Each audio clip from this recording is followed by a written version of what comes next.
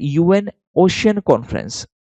तो 2025 का ये कॉन्फ्रेंस है, ये फ्रांस में हुआ था। इसमें 2 इम्पोर्टेंट डेवलपमेंट थे।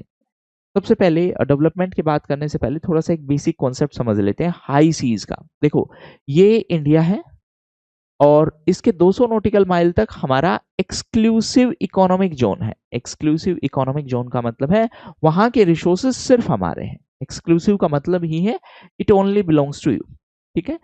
उसके बाद का जो एरिया है 200 नॉटिकल माइल से बाद का जो एरिया है उसको हम बोलते हैं हाई सीज़। उसमें अगर रिसोर्सेज़ मिलेंगे तो वो कैसे शेयर होंगे? इसके लिए एक ट्रीटी है जिसका नाम है हाई सीज़ ट्रीटी या फिर BBNJ, biodiversity beyond national jurisdiction. National jurisdiction मतलब देश की बाउंड्री। बायोडायवर्सिटी बियॉन्ड मतलब इस देश की बाउंड्री से बाहर जो रिसोर्सेज मिलेंगे वो किसके हैं, वो कैसे शेयर होंगे, उसके लिए ये एक ट्रीटी है। अब रिसेंटली ये इसलिए न्यूज में थी क्योंकि इस कॉन्फ्रेंस में 56 कंट्रीज ने टोटल इसको रेटिफाई कर दिया है।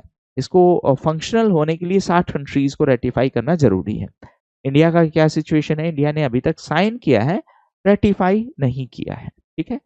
ओके, ये तो एक बात हुई। दूसरी बात, इसी कॉन्फ्रेंस के दौरान एक नया कोलिशन अनाउंस किया गया है, high ambition coalition for quiet ocean. Ocean में नॉइज पोल्यूशन को कम करने के लिए ये कोलिशन अनाउंस किया गया है और इसमें लीड रोल प्ले किया है पनामा और कनाडा ने। डायरेक्ट क्वेश्चन पूछ सकता है, यूपीएससी में जरूर पूछ सकता है, स्टेट पीसीएस में फिर भी उतना चांसेस नहीं है। High ambition coalition for quiet ocean है, वो किसका इनिशिएटिव है? So it is led by Panama and Canada. Objective क्या है? ओशियन में नॉइज पोल्यूशन को कम करना।